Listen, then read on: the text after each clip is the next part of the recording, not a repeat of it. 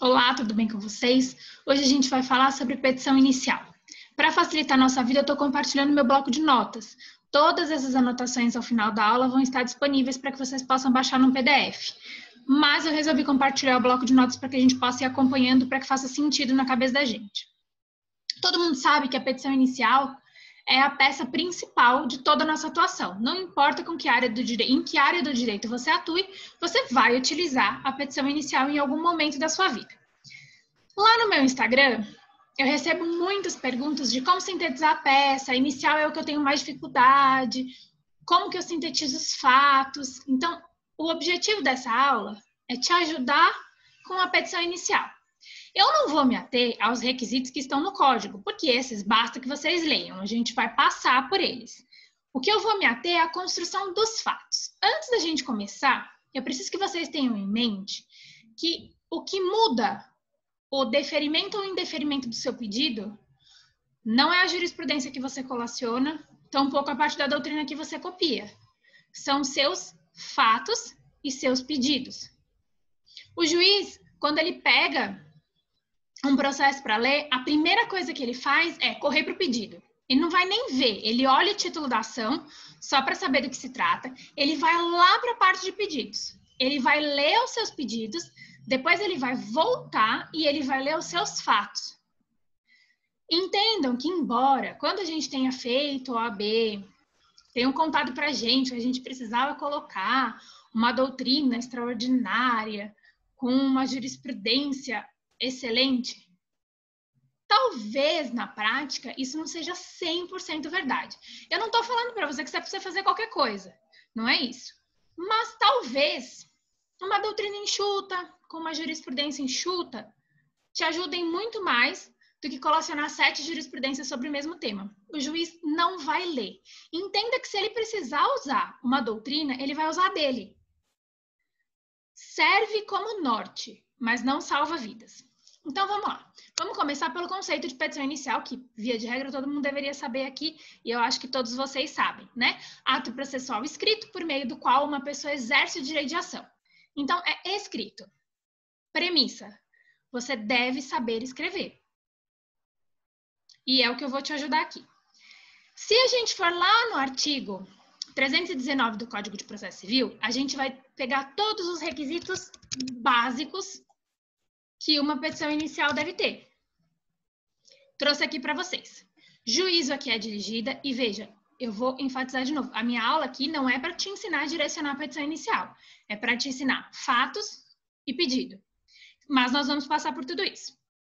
Qualificação das partes. Aqui eu quero fazer uma observação importante. Você vai colocar nome, prenome, o estado civil. É muito importante que você diga se o seu cliente ou a parte adversa, quem você estiver qualificando, se ela vive em união estável ou não. Eu vejo que muitos advogados passam batido por essa união estável. E a união estável é equiparada ao casamento para fins civis. Então, não se esqueçam. Eu sou juntado, que normalmente é isso que eles falam. Mas tem um contrato de união estável ou é só juntado? Não esqueçam de perguntar isso na entrevista.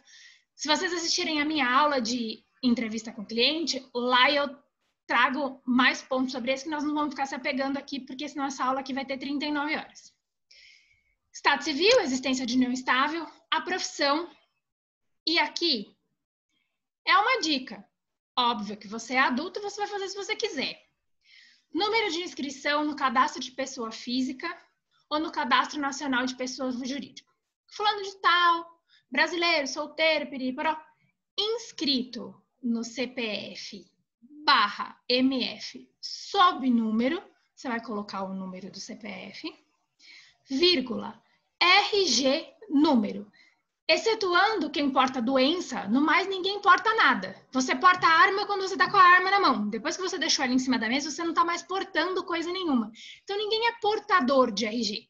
Ele é inscrito no cadastro de pessoas físicas ou no cadastro de pessoas jurídicas sob o número tal, vírgula, RG tal. Soa muito esquisito. É uma bobeira, durante o meu dia eu tenho tanto mais coisa para fazer. Se você já começar mal na qualificação, qual é a chance disso terminar bem? Então, vamos começar com retidão. o ideal seria sem o portador da doença chamada RG. O endereço eletrônico é um outro item indispensável com o CPC novo. Ah, mas eu não sei qual é o endereço da pessoa. Endereço eletrônico desconhecido. Não elimine coisas que são essenciais porque você acha que você não tem, então você não precisa colocar, tá? Vamos combinar assim. Endereço eletrônico desconhecido. Porque normalmente dos nossos clientes a gente tem, e muitas das vezes da parte adversa é mais difícil. Principalmente se essa parte contrária for pessoa física. Então não tem problema nenhum, você só coloca lá, endereço eletrônico inexistente. Quando o advogado dela for qualificá-la, esse endereço vai aparecer. Os fatos e fundamentos jurídicos do pedido, que é o que a gente vai falar aqui hoje, pedido com suas especificações, o valor da causa, que eu vou pedir para que vocês olhem o código e analisem o artigo sobre o valor da causa. No artigo, lá traz todas as dicas que vocês precisam saber sobre o valor da causa. Ah, mas eu não tenho um valor estimado. Vamos colocar R$1.000 de valor estimado. Toda causa precisa de valor. Provas que o autor pretende demonstrar.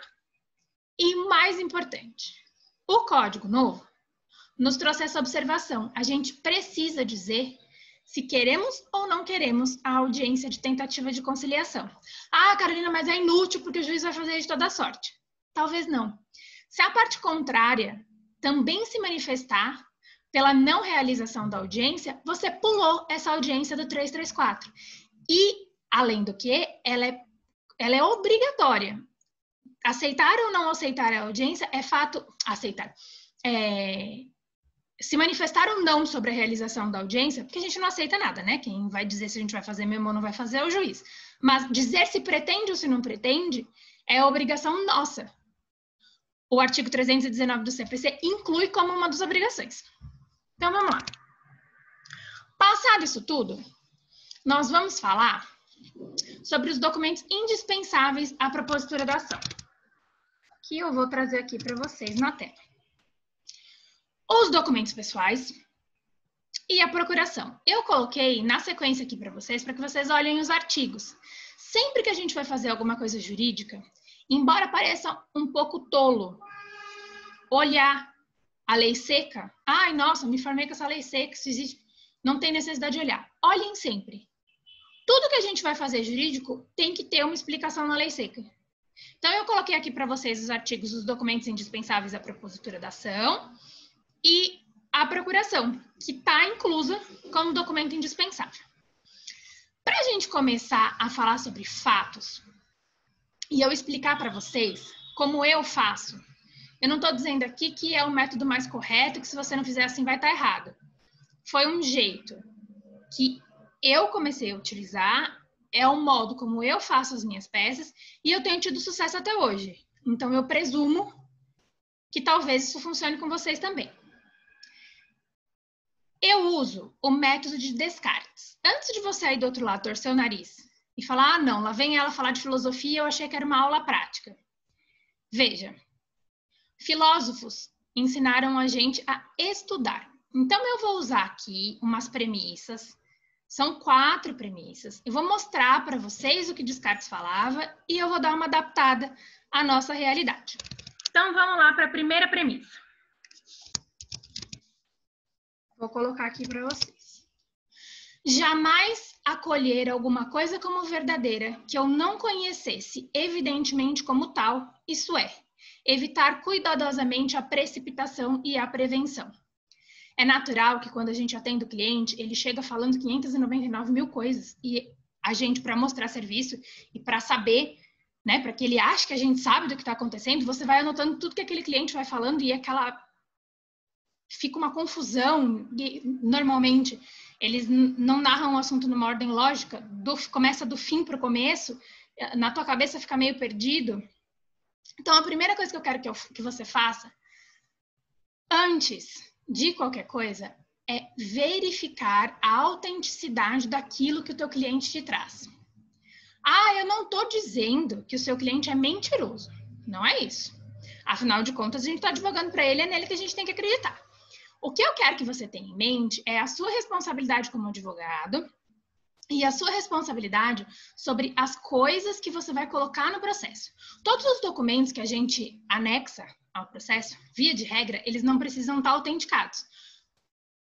Basta que a gente assine e que a gente diga que esses documentos são verdadeiros. Então, eu vou trazer uma situação aqui para vocês pensarem. O cliente chega no teu escritório e ele conta uma história, que ele comprou um imóvel, que não sei o quê. E alguns dos documentos que você solicita para ele, ele diz assim, eu não trouxe original, eu só tenho o documento autenticado. Aí você olha o selo de autenticação no documento, você nunca vai achar que vai ter algum problema com aquele selo de autenticação. Pois eu vou dizer para você, confira. Confira porque esses selos, às vezes, os lotes são furtados. E você pode ter um selo de autenticação que vai fazer de conta para você que é verdade e de verdade aquilo é só um estelionato. E o que eu não quero é que você, como advogado, participe do estelionato de ninguém. Então, mas como é que eu vou fazer para conferir? Eu vou deixar aqui para vocês o site selodigital.tjsp.jus.br/consulta. Copiem esse link no navegador de vocês e digitem o número do selo. Todo selo de autenticação, eu tenho um aqui de um cliente, deixa eu ver como é que eu vou mostrar, para não mostrar a pessoa, só mostrar o selo. Pois bem, dentro do selo tem uma numeração. Eu preciso que vocês entrem lá no site e confiram a numeração. Quando vocês digitarem o número, vai dizer se é autenticidade, se é semelhança, se é reconhecimento de firma. E aí vocês vão olhar o documento e ver se bate o selo com o que está apresentando na sua tela. Essa é uma primeira dica. Uma segunda dica, que eu não sei se vocês já fazem no escritório de vocês ou não, é verificar a autenticidade da CNH. É muito comum quando a gente pede documento pessoal para o cliente que ele apresente a CNH, e eu também acho mais fácil. Você já conferiu a validade e a autenticidade da CNH? A validade a gente costuma... Deixa eu pegar uma aqui. A validade a gente costuma conferir, porque ela já vem em vermelho e meio que salta aos olhos. Mas você já conferiu se ela é autêntica? Se de fato ela existe? Para isso, você vai entrar no site do Detran, vai ter uma opção Serviço Online e você vai clicar em Todos os Serviços. Quando você clicar em Todos os Serviços, vai aparecer uma opção de conferência de autenticidade de CNH. Lá vão te pedir alguns números. Todos eles estão no documento. Então, quando você for, não precisa fazer isso na frente do cliente. Não precisa olhar para a cara dele e falar só um minutinho que eu vou conferir se o documento que você me deu é verdadeiro ou não. Colha os documentos, colha a sua procuração, vida normal que segue, igual o roteirinho do atendimento que eu passei para vocês na aula de atendimento ao cliente. Siga aquilo normal. Antes de fazer a peça e na hora que você estiver analisando os documentos, apenas confira se essa CNH é autêntica ou não. Pois bem, passada a primeira premissa, nós vamos passar para a segunda. Descartes dizia, vou botar aqui para vocês poderem acompanhar. Dividir cada uma das dificuldades que eu examinasse em tantas parcelas quantas possíveis e quantas necessárias fossem para melhor resolvê-las. Eu chamo isso de tudo junto e misturado não presta. Se você começar uma narrativa pelo final, contar o que aconteceu no meio, depois enfiar mais uma pessoa que você não tinha nem apresentado quem era no meio do caminho, isso vira uma bagunça. E o juiz, quando ele começa a ler, porque o que ele precisa saber são os fatos. É isso que vai mover a decisão do juiz, são os seus fatos. Quando ele começa a ver que aquilo está bagunçado, já começa a dar meio ranço. E aí aquilo vai ser lido, assim, leitura dinâmica. O começo e o final, e aí ele vai meio que concluir de acordo com o seu pedido que você queria, e a vida seguiu. Porque a gente tem que ter em mente que essa pessoa tem um acervo extraordinário esperando por ela. Além do que está na mesa dela, ela tem mais um monte de coisa para fazer. E você mesmo, quando é advogado da parte contrária, você não quer, de jeito nenhum, ler um negócio chato. Vamos dizer aí, vocês que são advogados, nunca pegaram uma contestação para fazer uma contestação e a inicial é chatíssima. Demora horas, 56 laudas de inicial para você ler, cheio de coisa para fazer, cheio de prazo para fazer e discutindo mais do mesmo?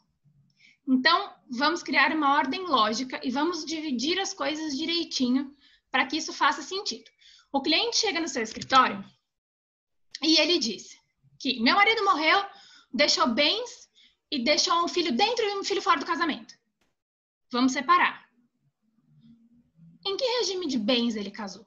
Quando casou? Qual era o regime obrigatório quando casou? Tem pacto antinupcial? Porque se tiver, eu preciso do documento também.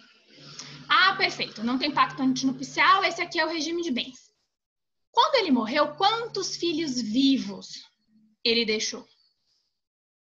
Destes filhos, quais eram dentro do casamento e quais foram os filhos de fora do casamento? Quais os bens adquiridos na constância da união? Qual é o reflexo que esses bens têm para esses filhos de fora do casamento?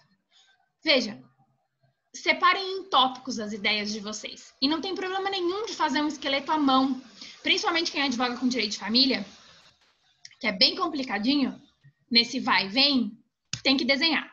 Eu acho que quem advoga com direito de família e não faz desenho para o cliente, o cara é um super-herói. Porque fazer o seu cliente entender regime sucessório sem fazer um desenhinho, olha, você é muito bom. Separe tudo direitinho, separe por tópicos, não tenha preguiça. Quando o juiz vai ler, ou o advogado da parte contrária, aquilo está muito mais bem dividido e segue uma ordem lógica. Vamos para a premissa 3. Conduzir, por ordem os meus pensamentos, começando pelos objetos mais simples e mais fáceis de conhecer, para subir pouco a pouco, como por degraus, até o conhecimento dos mais compostos, e supondo mesmo uma ordem entre os que não se precedem naturalmente uns aos outros. O que eu quero dizer com isso? Do mais simples para o mais complexo. O fulano de tal casou? Qual regime de bens? Tinha pacto? Não tinha pacto? Teve quantos filhos? Destes filhos, quais no casamento e quais de outra esposa? Com parcimônia, a gente vai destrinchando tudo aquilo que o cliente falou para a gente e a gente vai colocar numa ordem, para não deixar o magistrado confuso. A premissa 4, eu vou colocar aqui para vocês. Fazer em toda parte enumerações tão completas e revisões tão gerais que eu tivesse a certeza de nada omitir. Eu chamo isso de numera, criatura. Quando você vai fazer a sua petição inicial, eu preciso que ela contenha números. Fez um tópico, coloca um número. É um subtítulo daquele tópico? Letra A. Faça isso sempre. Isso divide o texto, faz com que eu, que estou procurando aquele assunto, consiga achar com mais facilidade, cria uma ordem lógica para as coisas e o magistrado vai ficar muito feliz quando for 9h30 da noite e ele estiver lendo a sua peça, que as coisas estejam separadas por título. Até porque, se lá no seu último parágrafo você tiver que remeter a algum assunto que você falou lá nos primeiros parágrafos, você só remete ao tópico, tal como dito no tópico 4.1. Evita uma frase imensa, um texto gigantesco, traz lógica e esteticamente fica bonito. Falando em estética, quando a gente lê um negócio muito bagunçado, dá vontade de chorar. Eu não sinto outra vontade senão vontade de chorar. Como a gente não quer que o magistrado sinta a mesma vontade, porque eu, Carolina, com vontade de chorar, na fila do pão eu não sou ninguém. Agora, talvez o magistrado que vai julgar a sua causa com vontade de chorar seja um indeferimento de pedido. Então, eu tô passando aqui para vocês algumas ideias que eu uso nas minhas iniciais e que eu espero que daqui para frente vocês usem nas suas, para que a peça de vocês seja bonita de olhar. Sabe quando a gente vai comer um doce? Que às vezes o doce não é tão gostoso, mas ele é bem bonito? É a mesma ideia. Você precisa olhar a sua inicial e ter vontade de começar a ler. Papel, sempre A4. A gente vai colocar o espaço entre linhas, ou um espaço duplo, ou um espaço de 1,5 entre linhas. Não tem coisa pior na vida do que ler um troço paçocado, que tá uma linha colada na outra. Quando você mal você percebe, você tá lendo 2 vezes a mesma linha, aquilo perde todo o sentido. 1,5 entre linhas. Citações. Se a citação tiver até 4 linhas, abre aspas, cita o que você precisa, fecha aspas e mantenha ela no corpo do texto. Ah, vou citar uma parte muito grande, não dá, é um pedaço da sentença, tem mais de um parágrafo. Dá 5 centímetros de margem esquerda, coloca todo o seu texto justificado. Gente, pelo amor de Deus, justifiquem o texto de vocês. Olha, não tem coisa mais demoníaca do que olhar aqueles finzinhos de frase faltando. Ctrl J. Seleciona tudo e manda um Ctrl J. Se você usa Windows, vai super funcionar. Deixa bonitinho, fica estético. Então, vamos lá. Colocou 5 centímetros da margem, deixou tudo retinho, bem bonitinho para a gente ler. Ao final de cada tópico, porque lembra que eu falei para você numerar, né, criatura? Então, ao final de cada tópico, você vai dar 2 espaços. Visualmente, eu sei que a gente trocou de assunto, eu sei que mudou de tópico e fica muito mais fácil de ler. Aí eu deixei aqui algumas regras de margem. Você vai usar essas regras de margem de acordo com o logo do teu escritório. Isso é um padrão. O ideal seria que fosse assim, um pouquinho a mais, um pouquinho a menos, porque o teu logo não coube, ou porque para você faz mais sentido colocar um pouquinho mais para baixo, tudo bem. Não tem problema nenhum. O que não é legal é aquele... Ocupa, vocês já devem ter visto, meia página da folha sulfite, com o nome do fulano de tal, não sei o que, ciclano de tal, não sei o que, não sei o que. Meia folha sulfite é só o logo do escritório com o nome de 500 advogados na sequência. Isso aí já usou. Em uma outra época, né? Na época que muito provavelmente a gente não ia estar conseguindo falar assim, igual a gente está hoje, no digital. Então, o ideal seria que você eliminasse isso da sua vida. Então, eu coloquei aqui superior 3 centímetros, inferior direita 2 ou 2,5. A paginação, que é o número da folha, eu sempre coloco nas minhas peças, tá? Você pode colocar tanto no alto, à direita, quanto embaixo. E aí fica a seu critério. Importante. Eu escrevi aqui bibliografia. Se você usar doutrina ou se você colacionar jurisprudência, diga de que fonte você tirou. Ah, eu achei no Google. Nós vamos falar sobre isso mais para frente. Mas ainda que você tenha achado no Google, quando você entrou no site, o site gerou um link. Coloque o link embaixo. Quem está lendo precisa saber de onde você tirou, tá? E as regras para citar tanto a bibliografia quanto a jurisprudência são aquelas regras que você aprendeu quando você fez a sua monografia. Nada diferente disso. Autor, editora, o nome do livro, o ano. A jurisprudência, você precisa colocar a data em que ela foi julgada, porque isso é muito importante, a data do julgamento. E eu te indico, quando você for tratar de algum assunto que teve uma mudança jurisprudencial, que você precise colacionar jurisprudências novas, negrita a data do julgamento. Ah, mas você acabou de falar para mim que o juiz não vai ler. Sim, eu falei para você que via de regra ele não olha. Quando a gente trata de divergência jurisprudencial, e você deixa isso bem claro na sua peça, quando ele for olhar, ele consegue identificar que essa jurisprudência que você colacionou é nova. Outra dica. Na verdade, essa dica não é do que fazer, é do que não fazer. Não coloque na sua peça uma jurisprudência que não tem nada a ver com o caso, única e exclusivamente para enganar os outros. Porque é os outros. Você acha que vai enganar a parte contrária e acaba enganando o juiz. Ninguém cai nessa. Não pega um negócio parecido, que não tem nada a ver, o inteiro teor, a ementa, quando você lê ementa, até dá uma enganadinha. Mas o inteiro teor não tem nada a ver com aquilo. Não coloque isso na sua peça. Porque tem uma coisa chamada boa-fé processual. E se você for pego enganando os outros, porque o advogado não ache, mas você acabou de falar para mim que o juiz não vai ler. O juiz não vai ler, mas o advogado da parte adversa vai. E ele vai fazer questão na peça dele de colocar lá um escritinho, inclusive na folha que está a sua jurisprudência, dizendo que você tentou levar o magistrado a erro. E a sua boa-fé processual cai por terra. A gente não precisa enganar os outros. A gente tem que trabalhar com os elementos que a gente tem. Por fim, eu deixei aqui... eu estava quase esquecendo. Letra. Eu dei aqui algumas sugestões. É óbvio que você vai trabalhar com a letra que você quiser. Mas parcimônia na escolha. Sabe aquela Comic Sans que parece uma criança que está escrevendo? Isso é bonitinho no anúncio publicitário. Na peça, além dela ser ruim de ler, não passa lá aquela confiança em alguém que escreve igual uma criança.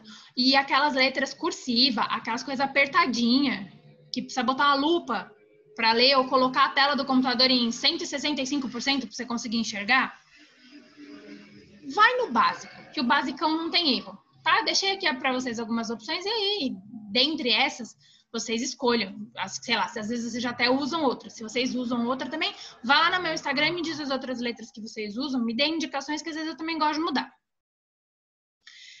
Por fim, vamos encerrar essa aula de petição inicial aqui e eu deixei alguns conselhos, algumas diquinhas para vocês. Para sua peça ficar bonita, legível e para que ela faça sentido. Objetividade. Quando você for desenvolver qualquer raciocínio, lembra das premissas do Descartes? Use as premissas dos Descartes e pense que é como se você estivesse fazendo uma sentença. Tem que ter lógica. Organização, nós falamos e eu já dei as dicas para vocês. Sequência lógica. Se você seguir aqueles 4 passos dos Descartes, dificilmente você vai errar a sequência lógica, começar do fim para o começo. Mas tem livro que começa. Então, mas é outro tipo de narração. Aqui é o que aconteceu primeiro, no topo, e o que aconteceu por último no final. Conte os seus fatos direitinho e motive a sua conclusão. Então, o pedido deve ser deferido por isso, por isso e por isso. Retidão gramatical. Eu sei que é muito chato e eu sei que muito provavelmente já falaram isso para vocês mais de 1 milhão de vezes, mas a gente trabalha com direito. Você precisa saber escrever. Isso vai te ajudar sobremaneira.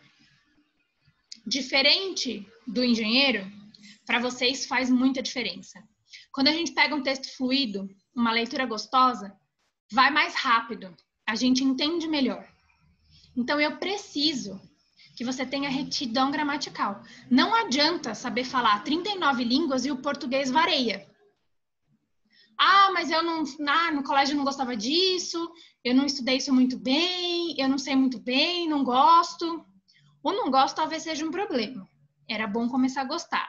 Mas o eu não estudei isso direito, tem muito conteúdo gratuito que você consegue acompanhar. Tá vendo? Ele é gratuito, não é gratuito. Isso é retidão gramatical, na verdade de fala. Mas vocês precisavam ter isso dentro de vocês.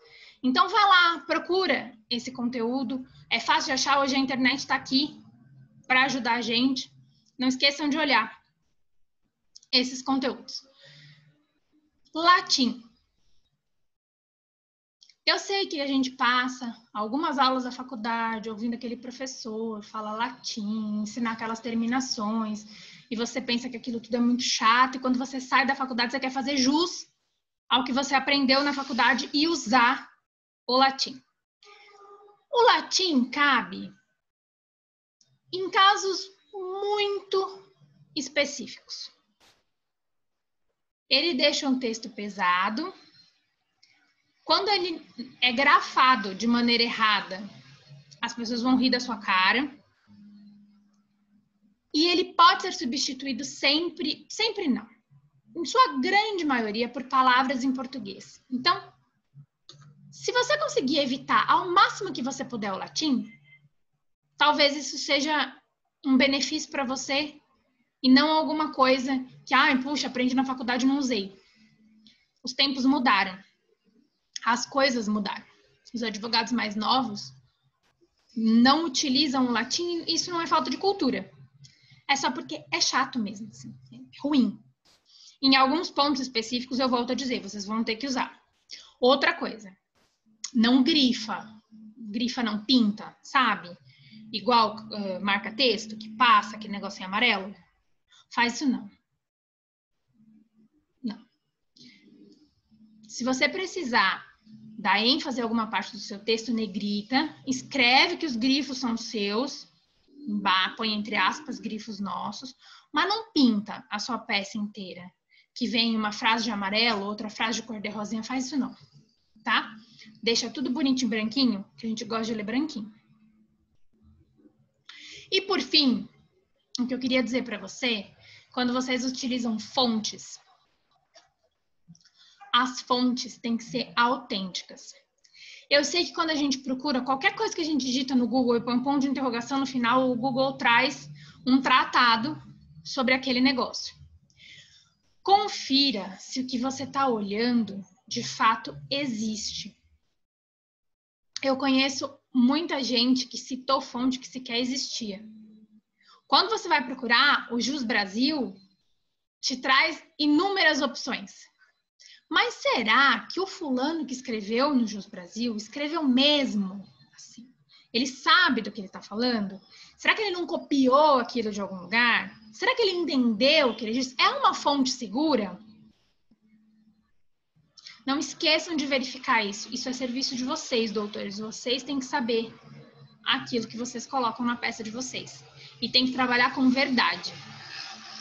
Por fim, para acabar essa aula, que vocês não devem mais aguentar eu falar aqui, nós vamos falar de pedidos. Qual é a minha dica de pedidos? Eu não consigo ensinar para vocês como fazer pedidos, porque depende de qual é a tua matéria para fazer sentido o teu pedido. É igualzinho o documento. Se eu preciso comprovar que eu sou dono de um imóvel, meu nome precisa estar na matrícula. Então, eu sei que eu tenho que juntar a matrícula de imóvel. Só que a matrícula de imóvel não serve para provar que eu sou casado. Então, a gente tem que aplicar ao caso concreto.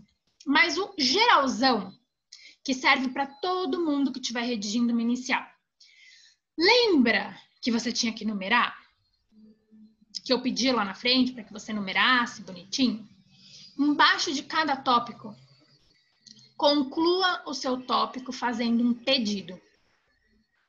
Não termine um tópico e passe para o outro sem pedir. Peça. Faça o seu pedido no final do tópico. Quando você ingressar na sua parte de pedidos, basta que você revise toda a sua peça e verifique se todos os pedidos que você já fez nos tópicos constam no final da sua ação. Isso vai evitar que você faça causa de pedir, faça causa de pedir e esqueça o pedido. Eu espero que vocês tenham gostado dessa aula, que auxilie na redação das petições iniciais, que se Deus quiser vocês terão muitas aí pela frente. Se vocês tiverem qualquer dúvida, sobrou, embaixo aqui tem os meus contatos e vocês podem me encontrar através das redes sociais também. Muito obrigada, tchau, tchau.